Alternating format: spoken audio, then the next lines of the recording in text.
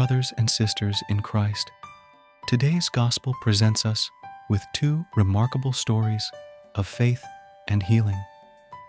The bleeding woman, who had suffered for 12 years, and Jairus' daughter, who was at the point of death, both experienced the restoring power of Jesus. The woman's faith, demonstrated by her courageous touch of Jesus' cloak, and Jairus' faith, shown in his plea for Jesus to save his daughter, are examples for us to follow.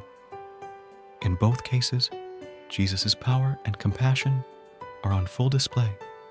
He heals the woman and raises Jairus' daughter from the dead, restoring them to fullness of life. These miracles remind us that our Lord is always willing to heal and restore us if we approach Him with faith. Let us reflect on our own lives and relationships. Where do we need healing and restoration? Let us turn to Jesus with confidence, just like the bleeding woman and Jairus. May our faith be strengthened, and may we experience the power of Jesus in our lives, just as they did.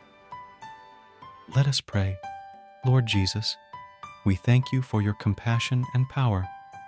Heal us, restore us, and strengthen our faith, that we may be witnesses to your love and grace. Amen.